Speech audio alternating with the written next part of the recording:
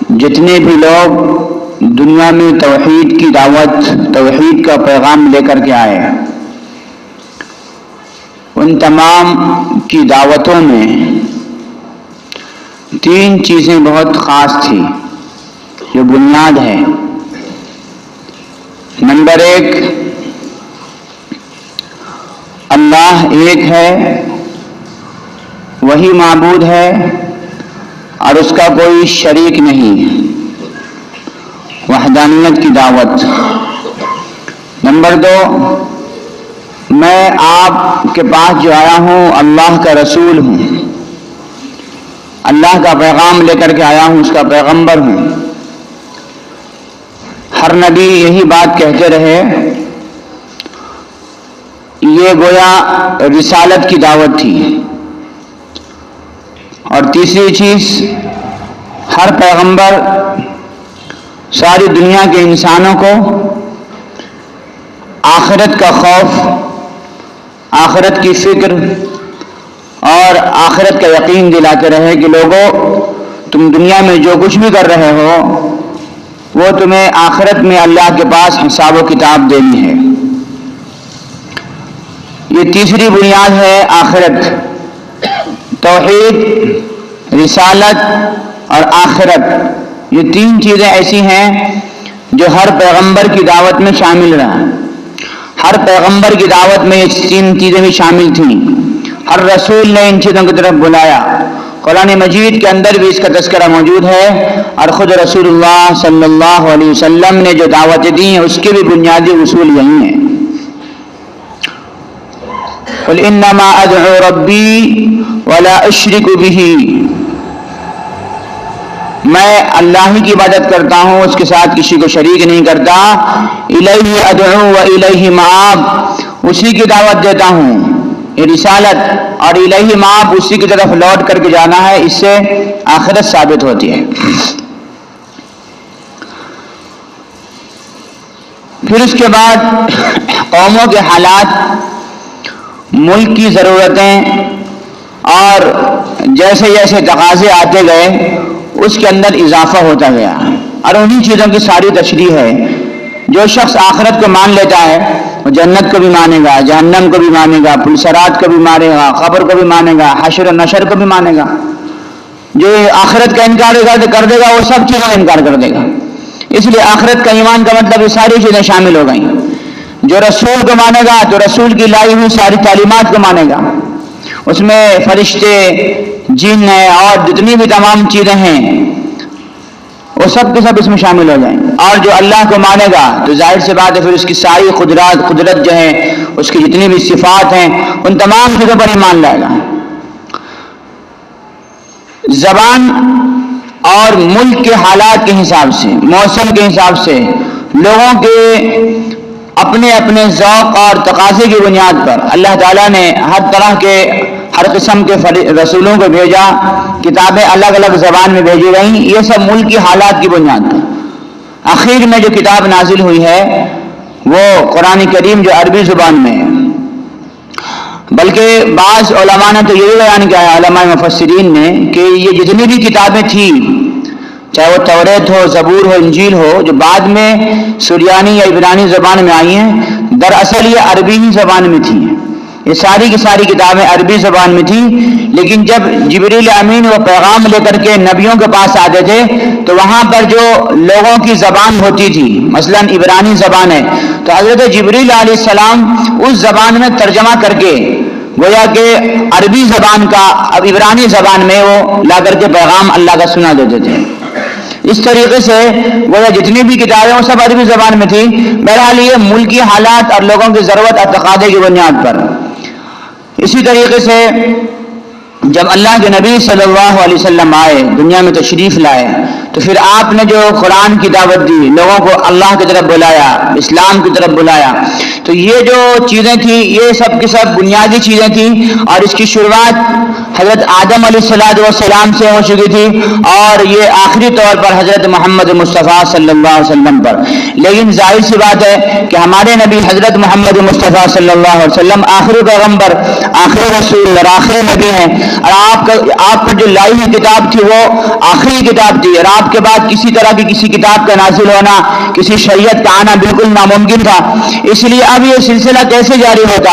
اس لیے اللہ کے نبی صلی اللہ علیہ وسلم نے گویا کہ یہ ذمہ داری امت کو دی ہے، اور آپ نے حجۃ الوداع کے موقع پر میدان عرفات میں ساری امت کو یہ پیغام دیا، فَلْيُبَلِّغِ الشَّاهِدُ الْغَائِبَ، کہ جو تم میں سے یہاں پر موجود ہیں وہ جتنے بھی لوگ یہاں پر حاضر نہیں ہوں ان تمام تک پہنچا دو جو۔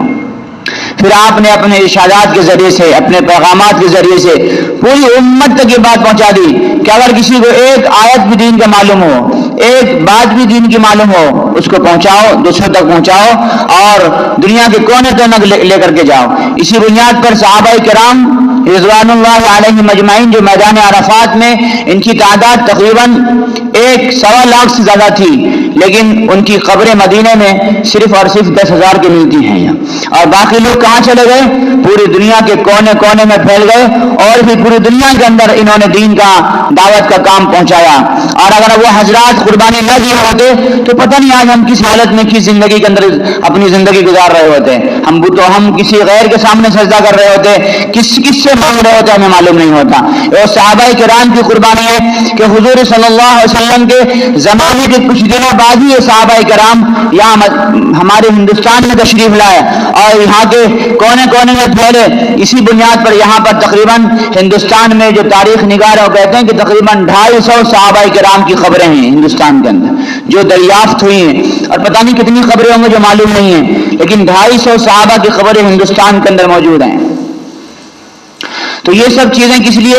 یہ انہوں نے دین کا کام، دین کا جو پیغام تھا، اللہ کے رسول صلی اللہ علیہ وسلم کی جو دعوت تھی اس کو لے کر کے اس علاقے میں آئے ہو، اور یہاں پہ لڑائی تو نہیں کی ہو، اخلاق کے ساتھ، اپنے کریکٹر اور کردار کے ساتھ، اپنے معاملات کے ساتھ، اور اپنا جو ان کا انداز تھا، لوگوں سے محبت جو تھی، مخلوق پر جو ان کو رحم کرنے کا جذبہ تھا، یہ انہی بنیاد پر یہ دین لے کر کے آئے تھے، اور پھر یہ دین یہاں اسی طریقے سے پھیلا۔ صحابہ کرام کے زمانے میں ہندوستان میں کسی طرح کی کوئی لڑائی کا ذکر کتابوں کے اندر کہیں بھی موجود نہیں ہے۔ اس کا مطلب یہ ہے کہ یہ دین ہمارے ہندوستان میں اخلاق اور محبت کے ذریعے سے پھیلا۔ اس کے بعد رسول اللہ صلی اللہ علیہ وسلم نے جو کام خود کیا وہی کام صحابہ نے کیا، صحابہ کرام کے بعد تابعین نے کیا، تابعین کے بعد تبع تابعین، پھر محدثین، پھر مفسرین، اور اس طریقے سے سلسلہ چلتا رہا، یہاں تک کہ ہر تحریک میں، ہر تنظیم میں، ہر جماعت میں، ہر گروپ میں، ہر دین کے اندر کچھ ایسے لوگ پیدا ہوتے ہیں جو دین کا نام لے کر کے دین کو بگاڑنے کی کوشش کرتے ہیں۔ حضرت عیسیٰ علیہ الصلوۃ والسلام کا جو دین تھا، جس کو دین نصارہ کہا گیا ہے،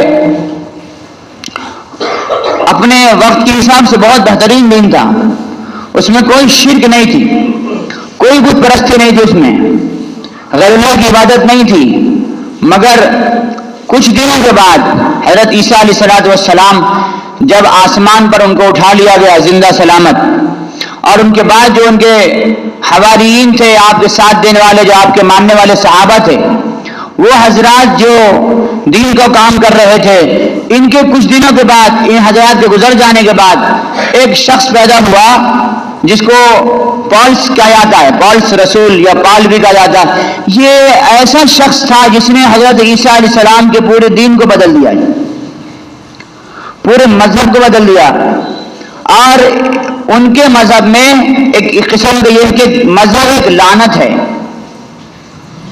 پورا چینج کر دیا۔ حضرت عیسیٰ علیہ السلام اللہ کے ایک ہونے کی بات لے کر کے آتے، لوگوں نے ان کو ہی خدا بنا دیا، اللہ کو خدا بنا، حضرت عیسیٰ علیہ السلام کو خدا کا بیٹا قرار دیا۔ ان کو جو الہ بولتے ہیں ان کے یہاں 3 چیزیں ہوتی ہیں۔ اس طریقے سے پورے دین نصارہ کی جو اصل جو بنیاد تھی اس سب کو ڈیمیج کر دیا اس نے۔ اسی طریقے سے ہمارے دین کے اندر بھی نئے نئے فتنے پیدا ہوئے، ایک سے ایک فرقے پیدا ہوئے۔ حضرت علی رضی اللہ عنہ کے زمانے میں خوارجیوں کا فرقہ پیدا ہوا، جو حضرت علی کو نعوذ باللہ کافر کہتا تھا. پھر اس کے بعد ایک فرقہ پیدا ہوا معتزلہ کے نام سے، پھر کرامیہ، جہمیہ، مرجیہ، اور کم سے کم آپ اس زمانے میں ڈھونڈیں گے تو 100 سے زیادہ فرقے ہیں جو اسلام کے نام سے پیدا ہوئے. انہوں نے دین کو بگاڑنے کی کوشش کی.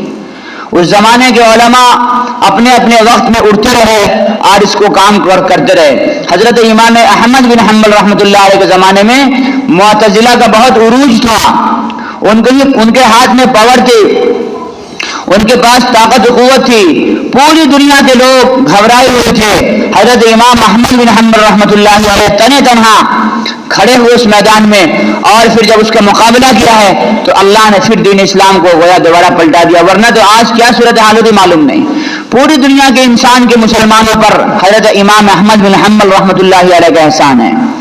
اس کے بعد پھر جو ائمہ کرام ہیں، ان کو جو مقبولیت حاصل ہوئی ہے، اس کو لوگ جو امام مانا ہے، یہ بولے نہیں کہ میں امام ہوں، یا قرآن نازل نہیں ہوا ان کے بارے میں، کوئی حدیث بھی نہیں ہے کہ یہ لوگ امام ہیں. انہوں نے کام ایسا کیا کہ ساری امت ان کو مان گئی ہے. حضرت امام ابو حنیفہ رحمۃ اللہ علیہ دین کی خاطر جیل میں رہے اور ان کا جنازہ جیل میں سے نکلا ہے.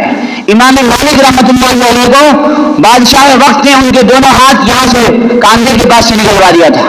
امام مالک جو مدینے کے امام ہیں اور حدیث کے سب سے بڑے امام اپنے زمانے کے، امام مالک رحمۃ اللہ علیہ پہ ظلم کیا گیا، ان کے دونوں ہاتھ یہاں سے نکال دیے گئے تھے. امام شافعی رحمۃ اللہ علیہ کو اتنا ذلیل کیا گیا، اتنا رسوا کیا گیا کہ اپنے ملک سے نکل گئے، ان کو رافضی تک کہا گیا. امام احمد بن حنبل پر ایسے ایسے کوڑے برسائے گئے کہ کہا جاتا ہے کہ اگر ایک کوڑا کسی ہاتھی پر لگ جاتا تو ہاتھی بل جاتا تھا، اور اس طریقے کے کوڑے حضرت امام احمد بن حنبل کی کمر پر مارے جاتے تھے. ان حضرات کی جو قربانی تھی، ان کی قربانیوں کی بنیاد پر اللہ نے ان کی محبت لوگوں کے دلوں میں ایسی بٹھا دی کہ لوگ ان کو اپنا امام مان گئے. اب یہ مقتدا ہے، یہ ہدایت کی علامت ہیں، یہ ہدایت کے نشان ہے. یہ جس طریقے سے آسمان کے اوپر کوئی ستارہ چمکتا ہے اور ستارے کو دیکھ کر کے لوگ روشنی حاصل کرتے ہیں، یہ لوگ دین کے اندر ستاروں کی طرح ہے کہ ان کو دیکھ کر کے لوگ دین کے راستے میں اپنی منزل کو پاتے ہیں، اپنی ہدایت کو پاتے ہیں. ان حضرات کی قربانیوں کا نتیجہ تھا. لیکن پھر حالات بدلے اور پھر دھیرے دھیرے ملک میں ہر طرح کی دنیا کے اندر مختلف بدعات و خرافات آتے رہے. اس طریقے سے اللہ جو اپنے بندوں کو بھیجتے رہا، اپنے خاص ولیوں کو بھیجتا رہا. دھیرے دھیرے دین اسلام کا کام ہوتا رہا. اب یہاں سے ہوتے ہوئے ہم ہمارے ہندوستان کو آ جائیے. ہندوستان کے اندر، ہندوستان میں جب دین اسلام آیا تو سب سے پہلے محمد بن قاسم جو اس زمانے میں یہاں پر حملہ کر کے آئے تھے اور یہاں پر دین اسلام کا پرچم بلند کیا، تو چونکہ وہ 2 یا 3 سال ہی رہے تھے، اس کے بعد وہ ان کو واپس بلا لیا گیا اور شہید کر دیا گیا. اس کے بعد ہندوستان میں دین پھیلا، یہاں پر اسلامی حکومت قائم ہوئی اور تقریباً 800 سال تک اسلامی حکومت یہاں رہی ہے ہندوستان کے اندر. مگر ان اسلامی حکومتوں میں سوائے چند بادشاہوں کے کوئی بھی دین کا کام نہیں کرتے تھے. بس وہ ایک سیکولر، یا یہ سمجھیے کہ سب کو ملا کر چلنے کے چکر میں وہ دین کا جو اصل روپ تھا وہ لوگوں کے سامنے پیش نہیں کر سکے. بادشاہوں کی موجودگی میں اگر علماء اسلام نہ ہوتے، اگر یہ دین کے علماء نہ ہوتے، اس زمانے کے بزرگان دین اولیاء کرام نہ ہوتے تو شاید یہ دین ہم پر صحیح صورت میں نہیں پہنچ پاتا. ہندوستان چونکہ مختلف مذاہب کا مجموعہ ہے، ہر اسٹیٹ میں الگ الگ خیالات کے لوگ ملیں گے آپ کو، بلکہ ہر 100 کلومیٹر کے فاصلے پر آپ کو الگ الگ دیان کے لوگ مل جائیں گے. ایسی صورتحال میں یہاں پر کسی دین کو صحیح انداز سے پیش کرنے کے لیے بہت محنت اور طاقت کی ضرورت ہے، بہت بڑی دعوت کی ضرورت ہے. اس کے بغیر کوئی چارہ کار نہیں ہے. مگر اللہ ان اولیاء کرام کو، ان بزرگان دین کے روح کو جو ہے اللہ اپنے رحمتوں سے بھر دے کہ ان حضرات نے کہ ایسی محنتیں کی ہیں کہ دین ہمارے پاس الحمدللہ اصل شکل و صورت میں موجود ہے. ہندوستان میں چونکہ لوگ زیادہ ہیں اس لیے تربیت نہیں ہو پاتی تھی. اب میں آپ کو بتاتا ہوں، حضرت خواجہ معین الدین چشتی اجمیری رحمۃ اللہ علیہ، بہت ان سے پہلے اسلام ہندوستان کے اندر، اس سے پہلے بڑے بڑے بادشاہ یہاں سے گزرے ہیں. خواجہ معین الدین چشتی اجمیری رحمۃ اللہ علیہ کے آنے کے بعد جو ان کے ہاتھ پر لاکھوں لوگ ایمان قبول کرتے تھے، تو جو ایمان جو قبول کرتے تھے تو سینکڑوں لوگ ہوتے تھے، ہر ایک کی تربیت کیسے ہو پاتی؟ ہر ایک کی تربیت نہیں ہو پاتی تھی۔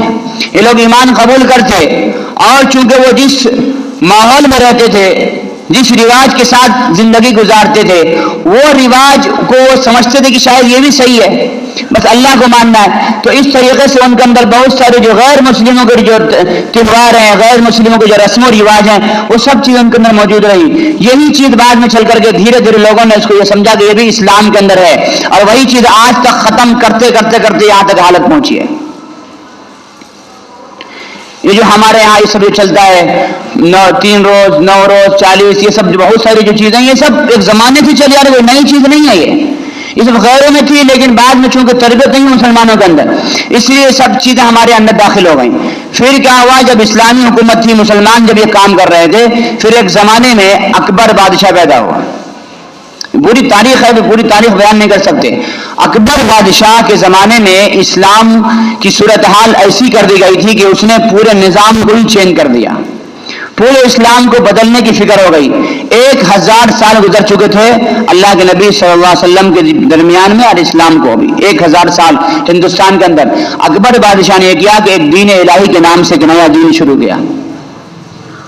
اس نئے دین میں کیا ہوا تھا، خنزیر کی عبادت ہوتی تھی۔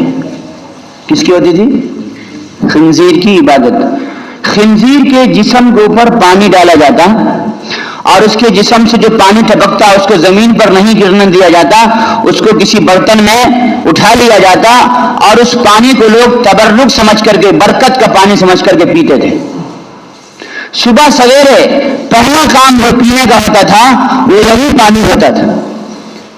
اکبر بادشاہ نے ایک علاقہ بنایا تھا، ایک محلہ بنایا تھا جس کا نام رکھا تھا شیطان پور۔ اس میں یہ تھی کہ کھلے عام زنا کی اجازت تھی، جو شخص بھی وہاں چلا جائے، وہاں کسی بھی عورت کے ساتھ وہ زنا کر سکتا ہے، کوئی اس کو رکاوٹ نہیں ہے، کوئی پوچھنے والا نہیں ہے۔ اس زمانے میں اللہ نے ایک مرد مجاہد کو پیدا کیا جن کا نام تھا مجدد الفسانی رحمۃ اللہ علیہ۔ مجدد الفسانی کہتے ہیں لوگ ان کو، احمد سرہندی ان کا نام ہے۔ سرہند جو پنجاب کا علاقہ ہے، ان علاقے میں پیدا ہوا، آج بھی ان کا وہاں مزار موجود ہے۔ حضرت مجدد الفسانی رحمۃ اللہ علیہ پورے ہندوستان میں اس بے دینی کے خلاف، اکبر کے اس غلط دین الہی کے خلاف کھڑے ہوئے۔ اور ظاہر سی بات ہے، جب حکومت اس کے پاس ہے، پاور ان کے پاس ہے، طاقت ان کے پاس ہے، تو ایک مرد مجاہد جو درویش صفت ہے، جن کے پاس کھانے کے لیے سوکھی روٹی اور بیٹھنے کے لیے ایک چٹائی اور اوڑھنے کے لیے کپڑے، پتلے سے دبلے کپڑے ہو، بتائیے ایسا شخص کسی سے کیا مقابلہ کر سکتا ہے؟ مگر ان کے اندر جو ایمانی طاقت تھی، جو ایمانی پاور تھا، اللہ نے اس کی بنیاد پر اکبر الہی سے جو انہوں نے مقابلہ کیا دین کے مسئلے میں، اللہ ان کی وہ بات کو سنا، اور ان کی وہ جو دعوت تھی، جو ان کی جو کوشش تھی، جو محنت تھی، اللہ نے قبول کیا۔ اور اس کے نتیجے میں یہ ہوا کہ پھر اللہ نے دھیرے دھیرے ان کے جو دین الہی کا جو اثر تھا وہ ختم ہو گیا، پھر دین الہی اپنی اصل شکل و صورت میں واپس آ گئے۔ ایک مرتبہ اکبر نے حضرت مجدد الفسانی کو دعوت دیا کہ آپ یہاں آئیے۔ بلانے کے بعد ایک روم میں لے گیا، وہاں پر 2 شامیانے لگے ہوئے تھے، ذرا دھیان سے سننا۔ ایک شامیانہ بہت خوبصورت تھا، خیمہ سمجھو، خیمہ لگا ہوا تھا اور بہت خوبصورت تھا، اس میں ہر طرح کی سجاوٹیں کی گئی تھی، اس میں سب کچھ پورا سیٹنگ کیا گیا تھا۔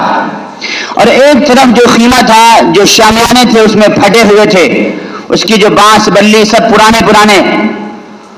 حضرت امام احمد مجدد الفسانی رحمۃ اللہ علیہ کو وہ دکھایا گیا، اور دکھانے کے بعد واپس آ گئے، کچھ نہیں کہا۔ مجدد الفسانی رحمۃ اللہ علیہ کہتے ہیں کہ مجھے آج تک اتنی تکلیف نہیں ہوئی تھی جتنی مجھے اس بات سے تکلیف ہوئی ہے۔ لوگوں نے پوچھا حضرت یہ کیا ماجرا تھا؟ تو کہا کہ اکبر مجھے یہ بتانا چاہ رہا تھا کہ مجدد، جس دین کی تم دعوت دیتے ہو، جس تم اسلام کی دعوت دے رہے ہو، یہ اس پرانے بوسیدہ ٹوٹے پھوٹے خیمے کی طرح ہے جس کی اب کوئی ضرورت نہیں ہے، اور ہم جس دین کی طرف بلا رہے ہیں، دین الہی کی طرف، یہ جو دین ہے جو بالکل شامیانہ گڑا ہوا، یہ خوبصورت تھا، جو اچھی شکل و صورت میں تھا، یہ ہمارے دین کی مثال ہے۔ یہ گویا کہ دین اسلام کا اس نے اس طریقے سے مذاق اڑایا، اور مجدد الفسانی رحمۃ اللہ علیہ کے گویا کہ اس ہمت کو توڑنے کی کوشش کی۔ وہ کہتے ہیں کہ مجھے اس بات سے بہت تکلیف پہنچی، ظاہر سی بات ہے اس نے جو اپنے آپ کو پیغمبر تک پہنچا دیا تھا، اس کی ساری باتیں پیغمبر کی حد تک پہنچی ہوئی تھی، یعنی میں اپنے آپ کو رسول تک سمجھتا تھا۔ اللہ نے اس مرد مجاہد کے ذریعے سے پھر ہندوستان میں دین اسلام کا کام لیا، دین کی تجدید کی، دین کو نئے انداز سے پیش کیا۔ آج ان کا نام مجدد الفسانی ہے، یعنی 1000 سال کے بعد جنہوں نے دین کو نئے شکل و صورت میں پھر سے کوئی گویا کہ زندہ کر دیا، تازہ کر دیا، اس کا نام مجدد الفسانی ہے۔ دوسرے ہزار میں مجدد الفسانی رحمۃ اللہ علیہ کے بعد تقریباً 80 سال گزرنے کے بعد پھر ایک محدث پیدا ہوئے، حضرت امام شاہ ولی اللہ محدث دہلوی رحمۃ اللہ علیہ 1703 میں پیدا ہوئے۔ کتنے میں؟ 1111 ہجری میں، 1703 عیسوی میں پیدا ہوئے۔ اسی زمانے میں دیکھو، اب تھوڑے دن کے بعد ابھی ٹیپو سلطان بھی پیدا ہونے والے ہیں۔ 1703 میں امام شاہ ولی اللہ پیدا ہوئے، مجدد الفسانی کے 80 سال کے بعد۔ حضرت شاہ ولی اللہ جس زمانے میں پیدا ہوئے، اس زمانے میں اورنگزیب عالمگیر کی بادشاہت تھی ہندوستان میں، اور جب حضرت 4 سال کے ہوئے تو ان کا انتقال ہو گیا۔ انگریز کی آمد ہندوستان میں شروع ہو گئی تھی۔ پورے ہندوستان میں جو حکومتیں تھیں، عام طور پر جو علاقے کے راجا لوگ تھے، یہ سب کے سب رافضی لوگ تھے۔ پورا دین کی شکل و صورت بگڑی ہوئی تھی۔ حضرت شاہ ولی اللہ رحمۃ اللہ علیہ نے ہندوستان میں اتنا بڑا کام کیا ہے، حدیث کا، قرآن کا، سنت کا، کہ جتنے بھی فرقے ہیں ہندوستان کے اندر سب کے سب ان کو مانتے۔ ان کا نام ہے مسند الہند ہے، مسند الہند یعنی ہندوستان کی سند ہے، جن پر سارے لوگ بھروسہ کرتے ہیں۔ اب حضرت شاہ ولی اللہ کے جو بیٹے تھے حضرت شاہ عبدالعزیز محدث دہلوی رحمۃ اللہ علیہ، پھر ان کے جانشین بنے، اور انہوں نے ہندوستان میں پہلا فتویٰ جاری کیا تھا کہ ہندوستان دارالحرب یعنی کافروں کا ملک بن چکا ہے، اب یہاں پر انگریزوں سے لڑنا، جہاد کرنا فرض ہو چکا ہے۔ انہی کے اس فتوے سے متاثر ہو کر کے ٹیپو سلطان نے یہاں پر انگریزوں سے لڑائی شروع کی تھی۔ یہ اس کے ان کے دوسرے بیٹے تھے شاہ عبد القادر صاحب رحمۃ اللہ علیہ، انہوں نے قرآن کریم کا اردو میں پہلا ترجمہ کیا۔ ہندوستان کے اندر جو اردو میں پہلا ترجمہ شاہ عبد القادر رحمۃ اللہ علیہ کا۔ ان کے اور بھی بچے ہیں، انہوں نے سب اپنے اپنے طور پر الگ الگ کام کیے ہیں۔ ہندوستان میں انہوں نے دلی کے اندر رہ کر کے پوری دنیا میں، پورے ہندوستان کے اندر علم کا چراغ جلایا۔ اب یہاں سے دیکھیے آگے چلیے، حضرت شاہ ولی اللہ کا انتقال ہو گیا، ان کے بیٹے حضرت شاہ عبدالعزیز محدث دہلوی کا انتقال ہو گیا۔ ان کے جو شاگرد تھے حضرت شاہ عبدالعزیز کے شاگرد شاہ اسحاق رحمۃ اللہ علیہ، اب یہ ہندوستان کے اندر حدیث کا درس سنبھال رہے تھے۔ پورے ہندوستان کے اندر ان کی علم کی دین اور ان کی جو شمع تھی وہ روشن تھی۔ پھر اس کے بعد حضرت شاہ ولی اللہ جن کے جو حضرت شاہ اسحاق ان کے جو شاگرد ہوئے ہیں، ان کے شاگرد میں مختلف لوگ ہیں، حضرت شاہ عبد الغنی مجددی رحمۃ اللہ علیہ، اور انہی کے شاگردوں میں آگے چل کر کے حضرت امام قاسم ناروتی رحمۃ اللہ علیہ اور مولانا رشید احمد گنگوہی رحمۃ اللہ علیہ۔ ایک سلسلہ چلا شاہ ولی اللہ سے، اور شاہ ولی اللہ نے جو حدیث کا درس جاری کیا تھا ہندوستان میں، جو ہندوستان میں انہوں نے علم کا چراغ جلایا تھا، وہ سلسلہ چلتا چلتا کہاں پہنچا؟ بولو نا، مولانا قاسم ناروتی رحمۃ اللہ علیہ اور حضرت مولانا رشید احمد گنگوہی رحمۃ اللہ علیہ تک۔ جتنے بھی سلسلے ہیں بزرگوں کے، حدیث کے، علم کے، وہ سب سلسلے یہاں پہ جاری، یہاں پر آگے پہنچ جاتے ہیں۔ 1857 عیسوی کی جنگ ہوئی، جس میں مسلمانوں کو بہت بڑے بھاری نقصان اٹھانا پڑا، ان کو بہت پریشانی ہوئی، اور اس وقت ہندوستان کے اندر تقریباً 4000 مدرسوں کو بند کر دیا گیا، بلڈوزر چلا دیے گئے، بند کر توڑ پھوڑ دیا گیا، اور اس ہندوستان کے اندر مسلمانوں کو غدار کے نام سے جانا جانے لگا، ساری صورتحال پیش آئی۔ ایسے وقت میں اللہ تعالیٰ نے ان بزرگوں کے ذریعے سے ایک کام لیا۔ وہ کام یہ تھا کہ یو پی کے ایک چھوٹے سے گاؤں کے اندر، اس کو دیوبند کہا جاتا ہے، اس دیوبند کے اندر ایک چھوٹا سا قصبہ جس کو کوئی نہیں جانتا تھا، اور اندر میں ہو اس وہاں پر جا کر کے ایک چھوٹا سا مدرسہ جو چھتا مسجد کے اندر آج بھی مسجد موجود ہے، ایک چھوٹے سے انار کے درخت کے نیچے شروع کیا گیا۔ پہلے استاد کا نام ملا محمود اور پڑھنے والے طالب علم کا نام بھی محمود۔ مولانا رشید احمد گنگوئی رحمۃ اللہ علیہ اس کے سرپرست، اور مولانا قاسم نانوتوی رحمۃ اللہ علیہ اس کے بانی، اور اس کے پہلے محتمی مولانا رفیع الدین عثمانی رحمۃ اللہ علیہ۔ یہ سلسلہ جو شروع ہوا اس کا مقصد کیا تھا؟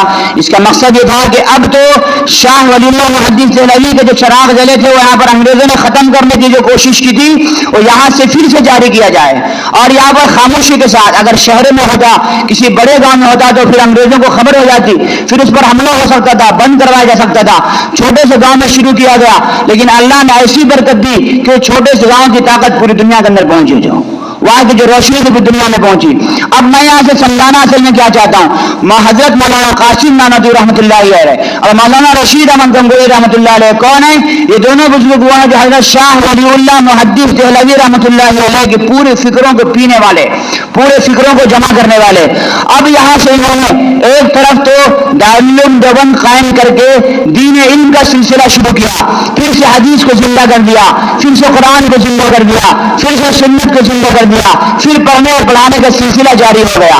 اب اور آگے کا کام تھا، چونکہ ہندوستان میں 200 سال تک حکومت تھی انگریزوں کی، مسلمانوں کے ایمان کا، مسلمانوں کی تعلیم کا کیا مسئلہ ہوگا؟ مسلمان دھیرے دھیرے اپنے آپ کو مسلمان کو سمجھتے تھے، لیکن بدعت و خرافات میں مبتلا تھے۔ مسلمان یہ بھول چکے تھے کہ ایمان کیا اور اسلام کیا ہے۔ مولانا ابو الحسن ندوی رحمۃ اللہ علیہ، ان کے جو بھتیجے ہیں مولانا محمد سالم حسین مدنی، انہوں نے جو کتاب لکھی ہے مولانا یوسف کاندلوی رحمۃ اللہ علیہ کی، ان میں لکھا ہے کہ جب 1947 میں جب ہندوستان کے مسلمان بہت سارے ہجرت کر کے بعد دوسرے پڑوسی ملک جا رہے تھے، اس وقت ان کی صورتحال یہ تھی کہ سب کے سب گھبرائے ہوئے بھاگے جا رہے تھے۔ مسلمان تھے، اس پریشانی کے عالم میں بھی خدا کو یاد کرنے کو ذمہ داری سے ضروری نہیں سمجھتے تھے، ان کو پتہ ہی نہیں تھا کہ اللہ کوئی ہے۔ اس ماحول میں جا کر کے انہوں نے دعوت کا کام کیا، لوگوں کو بتایا کہ اللہ تم جا رہے ہو یہاں سے، تو یہاں سے جانے کے ساتھ ساتھ تم دین بھی لے کر کے جاؤ، اسلام بھی لے کر کے جاؤ، قرآن بھی لے کر کے جاؤ، دعوت کا پیغام بھی لے کر کے جاؤ۔ رات بھر ان کی مجلسوں میں جاتے اور سمجھا کر کے آتے۔ یہ صورتحال تھی، تو اللہ تعالیٰ نے پھر ان حضرات کے ذریعے سے بڑے بڑے جو کام ہیں ان میں سے 3 بڑے کام آپ کو سناتا ہوں۔ علماء دیوبند کے 3 بڑے بڑے حسنات ہیں، باقی اور تو دنیا جہان میں ہے۔ سب سے پہلا انہوں نے دارالعلوم دیوبند قائم کیا۔ دارالعلوم دیوبند کا قائم کا مقصد یہ تھا کہ یہاں سے تو حدیث پڑھنے والے، قرآن پڑھنے والے پیدا ہوں، دوسرا یہاں کے اگر ہندوستان میں اگر ابھی بھی انگریزوں سے لڑنے کے لیے مجاہدین کی ضرورت پیدا ہو تو یہاں سے تیار کیے جائیں، اور وہاں سے تیار ہوئے۔ مولانا رشید احمد کا حضرت مولانا قاسم نانوتوی کا انتقال بہت جلدی ہو گیا، 47 سال کی عمر میں ہو گیا۔ مولانا رشید احمد گنگوئی اب دیوبند کے سرپرست تھے، انہوں نے ایک ترتیب بنائی۔ شیخ الہند مولانا محمود حسن دیوبندی، ان کے شاگرد مولانا محمد حسین احمد مدنی رحمۃ اللہ علیہ، پھر ان کے بہت سارے شاگرد، ان سب کو کہاں لگا دیا؟ انگریزوں سے لڑنے کے لیے سیاست میں لگایا، یہ جہاد کا کام کریں گے۔ دوسری طرف پڑھنے پڑھانے کے لیے دوسرے اساتذہ کو طے کر دیا۔ جمعیت علماء میں اس کے کچھ دنوں کے بعد قائم ہوئی۔ ہندوستان میں مسلمانوں کو جو ضرورتیں ہوں، مسلمانوں کو قانونی آواز اٹھانے کی ضرورت ہو، مسلمانوں کے لیے ملی ضرورت ہو، ان تمام چیزوں پر قانونی طور پر کام کرنے والی ایک جماعت کی ضرورت تھی، ایک پلیٹ فارم کی ضرورت تھی۔ تو انہیں کی سرپرستی میں بہت آگے چل کر کے ان کے شاگرد حضرت شیخ الہند کی گویا کی سرپرستی میں جمعیت علماء ہند کے نام سے تنظیم بنائی گئی۔ اس کا مقصد یہ تھا کہ مسلمانوں کی آواز حکومت تک پہنچائی جائے، مسلمانوں پر کسی طرح کا کوئی ظلم و ستم نہ ہو، مسلمانوں پر کسی بھی طرح کا کوئی قانونی معاملہ ہو تو جمعیت اس کو لڑے گی اور اس کا کام کرے گی۔ اس زمانے سے 1919 سے لے کر کے 1919 سے لے کر کے ابھی نیشنل کانگریس کا وجود نہیں ہوا تھا، اس وقت سے لے کر کے آج تک جمعیت علماء ہند مسلمانوں کی ملی اور قومی لڑائی لڑ رہی ہے۔ پورے ہندوستان کے اندر نہ ایسی مضبوط تنظیم پہلے کی اب تک کوئی ہو سکی ہے۔ یہ علماء دیوبند کا دوسرا بڑا کارنامہ ہے. ہندوستان کے مسلمانوں کے سر کے اوپر جو احسان ہے، جو احسان کیا، اس میں جمعیت علماء ہند کا بہت بڑا کردار ہے. اور وہ جمعیت کے مجاہدوں نے جو جنگ آزادی لڑی ہے، ویسی لڑائی بھی کسی نے نہیں لڑی ہے. تیسرا بڑا کام، یہ چیزیں تو صرف ہندوستان کی حد تک تھیں.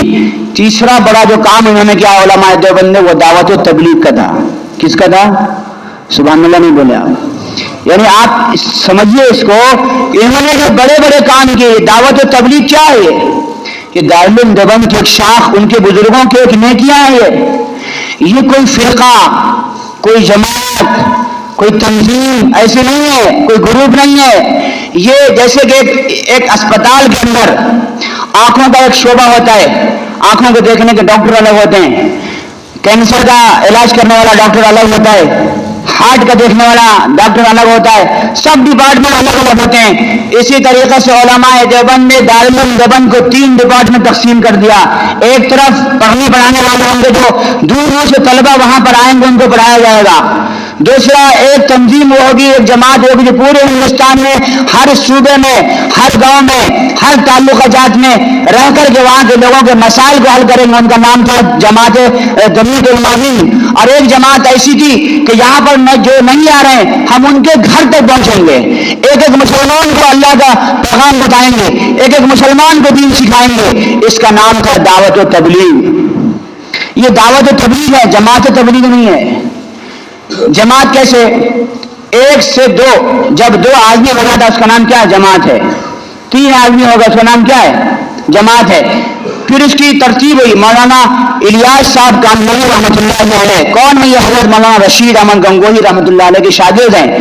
گویا کہ مولانا رشید احمد گنگوہی کا جو فیض تھا مولانا الیاس تک پہنچا، اور مولانا الیاس صاحب رحمۃ اللہ علیہ کے دل میں اللہ نے یہ بات ڈالی کہ یہ کام کیا جائے. اور اس طریقے سے گویا کہ انہوں نے یہ کام شروع کیا. یہ سب کے سب علماء دیوبند کے خزانے میں جائیں گی یہ نیکیاں، جتنے بھی آپ نماز پڑھ رہے ہیں، روزہ رکھ رہے ہیں. یہ ان کی ایک شاخ ہے. جیسے دارالعلوم دیوبند کوئی جماعت کا نام نہیں ہے، جیسے جمعیت علماء ہند ایک تنظیم ہے، یہ ایک جماعت کا نام نہیں ہے. اسی طریقے سے دعوت و تبلیغ یہ کسی جماعت کا نام نہیں ہے، ایک مشن ہے، یہ ایک تحریک ہے، یہ ایک دین کا کام کرنے کا نام نہیں ہے، لوگوں تک اللہ اس کے رسول کا پیغام پہنچانے کا نام نہیں ہے. ہم جو آپ کہتے ہیں تم کون سی جماعت کو؟ تبلیغی جماعت. تبلیغی جماعت کوئی جماعت نہیں ہے. یہ تو ہمارا ہر مسلمان کا حق ہے، یہ پیدائشی حق ہے اگر وہ مسلمان ہے. کیوں؟ قرآن کریم میں اللہ کے نبی نے کیا فرمایا؟ انما ادعو کہ علی بصیرتی، کہ میں جو لوگوں کو بلاتا ہوں پوری طاقت کے ساتھ، انا ومن اتبعنی، میں بھی بلاتا ہوں اور جو میری پیروی کرتے ہیں وہ بھی بلاتے ہیں. گویا کہ دعوت تو دین کا کام پہنچانا جیسے رسول اللہ صلی اللہ علیہ وسلم کا کام تھا، ویسا ہی آپ کی امت کا بھی کام ہے. اگر کوئی امت یہ کہہ دے کہ میں دعوت کا کام نہیں کرتا یا دعوت کا کام میرا نہیں ہے، تو گویا کہ وہ اپنا آپ گویا کہ حضور کی اس بات کا انکار کر رہا ہے. امت ہونے کے اعتبار سے ہر مسلمان داعی ہے. امت ہونے کے اعتبار سے ہر مسلمان کے اوپر دعوت کا کام کرنا ضروری ہے. یہ تو حضور کا کام ہے. تو یہ تو ایک مشن ہے، یہ کسی جماعت کا نام نہیں ہے. اور یہ اللہ نے علماء دیوبند سے کام لیا کہ ان کے ذریعے سے یہ 3 بڑے بڑے کام لیے دعوت و تبلیغ کے. اب اس میں کیا ہوا؟ یہ دیکھو پہلے زمانے میں بزرگوں کے خانقاہوں میں لوگ جاتے تھے، وہاں پہ بیٹھتے تھے 3 دن 4 دن، ایک ہفتہ 10 دن چلا لگا کر کے لوگ آتے، اپنے آپ کو فریش کر کے آتے تھے. ہر آدمی نہیں جا سکتا تھا، سہولتیں نہیں ہو سکتی تھی. ایک ایک گاؤں کا آدمی سفر کر کے دیوبند کیسے پہنچتا؟ ہر آدمی بنگلور نہیں جا سکتا تھا. اور اسی طریقے سے یہ کام میں لگ گئے، بیوی بچوں کو پالنا ہے، سارے ضروریات کو سنبھالنا ہے. اب یہ ضروریات میں رہ کر کے دین کو سیکھنا، مدرسے میں جا کے بیٹھنا بہت مشکل کام تھا. ایک آیت سیکھنے کے لیے لوگ تیار نہیں ہوتے تھے. انہوں نے دعوت و تبلیغ کے ذریعے سے چلتا پھرتا مدرسہ آج چلتی پھرتی خانقاہ بنا دی. اب یہاں اس میں ہوتا کیا ہے؟ دعوت و تبلیغ میں کیا کیا جاتا ہے؟ اس میں تو چندہ کیا جاتا ہے، لوگوں سے پیسے مانگے جاتے ہیں.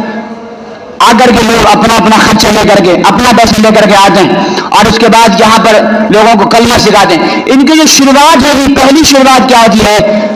لا الہ الا اللہ، اللہ کے علاوہ کوئی کرنے والا نہیں، اللہ کے علاوہ کوئی معبود نہیں ہے. ان کی شروعات ہی توحید سے ہوتی ہے. وحدانیت سے ہوتی ہے. گویا کہ زمین کے اوپر سے نہیں آسمان کے اوپر سے باتیں ہوتی ہیں. پہلا کام اللہ کے نبی جو 6 نمبر کے اندر ساری چیزیں ایمان اور نماز اور ساری چیزیں داخل کی گئی ہیں, یہ اس سے آگے تو جاتے بھی نہیں ہیں. تو یہ سب کے سامنے ایسا کر دیا کہ اب کسی کو گھر مدرسے میں آنے کی ضرورت نہیں, کسی کے پاس پہنچنے کی ضرورت نہیں. انہوں نے ایسا ایک کام کر دیا, موبائل مدرسہ, موبائل خانقاہ, کہ لوگوں کے پاس پہنچ جائے, لوگوں کو لے کر کے اپنے ماحول میں رکھیں. نیکیوں کے ماحول میں رکھا, قرآن کے ماحول میں رکھا, مسجد کے ماحول میں رکھا. ایک موبائل خانقاہ چند دنوں کے اندر 3 دنوں کے اندر لوگوں کے ویسے حالتیں ٹھیک ہوئی ہیں کہ لوگ برسوں بیانات سننے کے بعد بچے نہیں ہوئے. اللہ نے ان کے ذریعے سے اتنے بڑے کام ہوئے کہ ہندوستان کے اندر جو آج مسجدوں کا آبادی اور اتنی بڑی تعداد میں مسجدیں نظر آ رہی ہے, یعنی آزادی کے بعد سے یہ سب ان حضرات کی قربانیوں کا نتیجہ ہے. یہ میں بات کیوں کہہ رہا ہوں, یہ میں نے ایک پوری تاریخ بیان کی ہے. یہ ہماری ایک روشن تاریخ ہے علماء دیوبند کی. یہ ہماری ایک گویا کہ ایک ہمارے لیے ہمارے پیشانے کے بعد ہندوستان کی پیشانے پہ ایک چمکتا ہوا جھومر ہے. جب بھی ہندوستان میں اسلام کی تاریخ لکھی جائے گی اور اسلام کو پھیلانے اور اسلام کو چمکانے کی تاریخ لکھی جائے گی, اس میں علماء دیوبند جمعیت علماء اور دعوت و تبلیغ کے بغیر وہ تاریخ مکمل نہیں ہو پائے گی, ادھوری رہے گی. جو ابھی جو حالیہ کچھ دن پہلے سعودی عربیہ کے اندر تبلیغی جماعت پر پابندی لگانے کی بات کی گئی, اس میں کچھ ہمارے ہی لوگ تھے. یہ کوئی نئی بات نہیں ہے. اس سے پہلے علماء دیوبند کے اوپر کفر کے فتوے بھی وہیں کے لوگوں نے لگائے تھے اور یہاں کے لوگ جا کر کے ان کو بہکایا تھا, جھوٹ سکھایا تھا. اسی طریقے سے تبلیغی جماعت کے خلاف بھی بہت سے لوگ ان کو جا کر کے جھوٹی باتیں بتائے اور جھوٹی باتوں کے نتیجے میں انہوں نے تبلیغی جماعت پر پابندی کا اعلان کیا. کوئی فرق نہیں پڑتا ہے, یہ سب ہوگا ہندوستان کے اندر اور پوری دنیا کے اندر جو بھی حق کا کام کرتے ہیں. اللہ کے نبی صلی اللہ علیہ وسلم کو 3 سال تک جو بند کیا گیا, یہ ہمارے جتنے بھی حق کے کام ہیں ان تمام کے اوپر پابندیاں آئیں گی, سب کچھ آئے گا, مگر اس کے باوجود بھی انشاءاللہ یہ کام نہ رکے گا نہ ختم ہوگا. اب اس جماعت کو کوئی خوف نہیں ہے, کوئی خطرہ نہیں ہے. ہاں خطرہ کس کو ہے؟ کام کرنے والوں کو خطرہ ہے کہ وہ مضبوط ہو یا نہیں ہے. اگر استقامت کے ساتھ ہے انشاءاللہ اجر ملے گا, استقامت سے ہٹے گا تو اپنا نقصان ہو جائے گا. اس جماعت کو انشاءاللہ دنیا کوئی ٹچ نہیں کر سکتی ہے. وہاں جو الزامات لگائے ان الزامات میں ایک الزام سناتا ہوں کہ تبلیغ والے قبر کی پرستش کرتے ہیں. ذرا ایک دفعہ ہنسو تو, قبر کی پوجا کرتے ہیں تبلیغ والے. بولے نا بھائی کیوں ڈر رہے یار, قبر تبلیغ والے جو جماعت کا کام کرتے دعوت کا, آپ کبھی کسی بیان میں آپ نے سنا کہ قبر کی پوجا کرنا ہے؟ سنا ہے؟ قبر پہ آگے سجدہ کرو, قبر کی پرستش کرو, قبر سے ماں کو کبھی سنا ہے؟ انہوں نے الزام لگایا سعودی عرب کے خطبوں میں, جمعہ کے بیان میں الزام لگایا کہ دعوت و تبلیغ والے جماعت تبلیغ والے بولتے ہیں کہ قبر کی پرستش کرو. یہ بولے جھوٹ ہے یا نہیں ہے؟ زور سے بولو نا, جھوٹ ہے کہ نہیں کھلا ہوا؟ یہ جھوٹ ان کو کیسے معلوم ہوا؟ یہ جھوٹ ہماری طرف سے کسی نے بتایا ہوگا نا. پوری دنیا جانتی ہے, پوری دنیا کو معلوم ہے کہ جو نکلی جو شاخ ہے اس کا پہلا جملہ لا الہ الا اللہ سے شروع ہوتا ہے اور آخری جملہ محمد رسول اللہ سے ختم ہوتا ہے. وہ 6 نمبر سے شروع ہوتا ہے, ایمان سے شروع ہوتا ہے, اخلاص میں جا کر کے دعوت و تبلیغ کے ختم ہو جاتا ہے. اس میں کہاں ہے قبر کی پرستش؟ قبر کی پرستش کون لوگ کرتے ہیں وہ آپ سب جانتے ہیں, لیکن دعوت و تبلیغ پر جو الزام لگایا بتائیے جھوٹا. اسی طریقے سے بہت سارے 8-10 قسم کے جھوٹے الزامات تبلیغی جماعت پر لگائے گئے ہیں, وہ سب کے سب جھوٹے ہیں. اب ہمارے جو پورے ہندوستان کے بڑے بڑے علماء ہیں, پڑوسی ملک کے جو بڑے علماء ہیں, وہ سب بات کر رہے ہیں, وہ سب انشاءاللہ مسئلہ حل ہوگا, کوئی بڑا مسئلہ نہیں ہے. مگر اب ہمارے لیے سبق کیا ہے؟ سبق ہمارے لیے یہ ہے کہ میرے بھائیوں, جب کسی کام کو روکا جاتا ہے تو اس کام کو ہم زیادہ کرنے کی کوشش کریں. اب ہماری ذمہ داری یہ ہے کہ ہم تمام اختلافات کو بھلا کر کے, آپسی نفرتوں کو, عداوتوں کو دلوں سے دور کر کے, یہ جو کام ہے جس کے اوپر آنچ آ رہی ہے, یہ جو کام ہے حق کا جس کے اوپر آنکھ دکھائی جا رہی ہے, جس کی طرف اشارہ کیا جاتا ہے, ہم اس کام کو مضبوطی کے ساتھ کرنے کی کوشش کریں گے. ہم اب تک دور تھے, اب اس بیان کے بعد پتہ چل گیا کہ پتھر کس پر پھینکا جاتا ہے؟ جس پر پھل ہوتا ہے. حق کی طرف ہی کانٹے سارے کے سارے آتے ہیں. قید کسے کیا گیا؟ رسول اللہ کو, ان کے صحابہ کو. گھر سے کس کو نکالا گیا؟ رسول اللہ کو, ان کے صحابہ کو. مارا کس کو گیا؟ رسول اللہ کو, کیونکہ حق ان کے ساتھ تھا. آج بھی پوری دنیا کو تبلیغی جماعت کو دہشت گرد کی جماعت کہتے ہیں, بولتے ہیں اس کے فنڈ آتے ہیں, اس کے یہ بیچارے 20-20 روپے وصولی کرنے کے لیے صبح سے شام تک پھرتے ہیں. ایک ہفتہ وصولی کے لیے جب جاتے ہیں تو 100 روپے ملتا ہے, وہ بھی 100 روپے ان کا اپنا خرچہ ہوتا ہے. مقصد کیا آتا ہے, اگر یہ پیسے دے دیا تو یہ تھوڑا سا تیار ہو جائے گا آنے کے لیے. یہ تو اپنا پیسہ, اپنا جان, اپنی مال, اپنا سب کچھ لگا کر جاتے ہیں. ان کو کہتے ہیں یہ ٹیررزم کا ان کو پاس فنڈ آتا ہے. کون سا فنڈ آتا ہے بھائی؟ یہ ان خطبے میں بتایا گیا. تو اب ہماری ذمہ داری یہ ہے کہ واقعتاً اللہ نے جو علماء دیوبند سے جو کام کیا تھا, جو شاخ یہاں چلی ہے, اس جماعت کو آپ کے حوالے کیا گیا.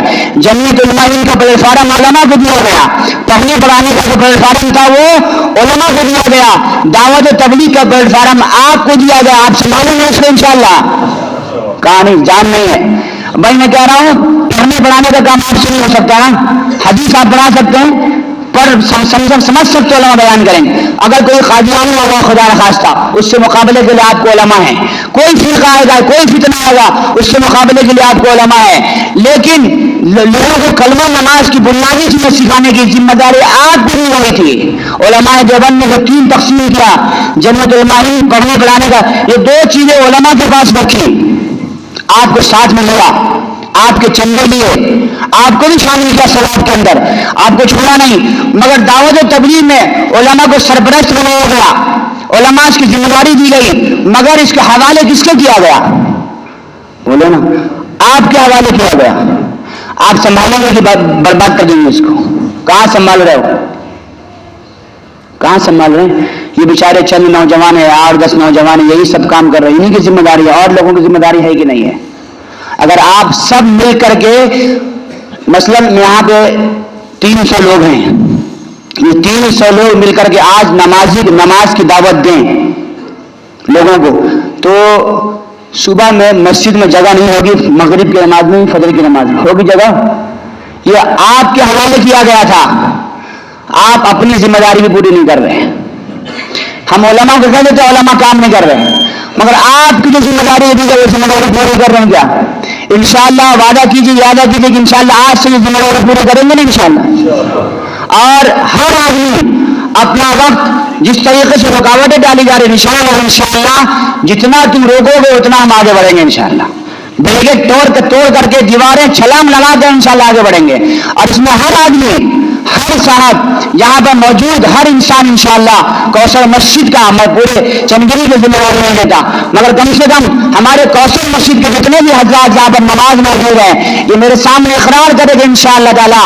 یہ جو چند نوجوان محنت کر رہے ہیں, انشاءاللہ ہم سب مل کر کے ان کا بھی ساتھ دیں گے اور دعوت تبلیغ کو مضبوطی سے اٹھائیں گے انشاءاللہ. جو بھی رکاوٹ ہے اس کو دور کرنے کی کوشش کریں گے. دیکھو ہر کام میں غلطی ہوتی ہے. یہ کوئی انسانوں نے بنایا, کوئی فرشتے نہیں آئے تھے, کوئی پیغمبروں نے نہیں کیا تھا. انسان غلطیاں ہو جاتی ہیں, انسان ہے. غلطیاں نہ ہونا صرف خدا کی صفت ہے, پیغمبر کی صفت ہے. انسانوں سے غلطیاں ہوں گی, یہ ساری غلطیوں کو صاف رکھتے ہوئے, نظر انداز کرتے ہوئے انشاءاللہ ہم اس کام کو مضبوطی سے آگے کرنے کی کوشش کریں گے.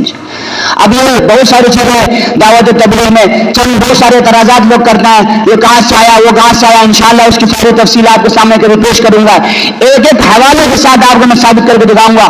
مگر پہلے آپ میرے سامنے انشاءاللہ یہ وعدہ کریں کہ آج سے انشاءاللہ اس دعوت تبلیغ کے کام میں ہم سب اپنا بھرپور حصہ جان مان لگائیں گے انشاءاللہ. اللہ ہم سب کو عمل کی توفیق عطا فرمائے. آمین.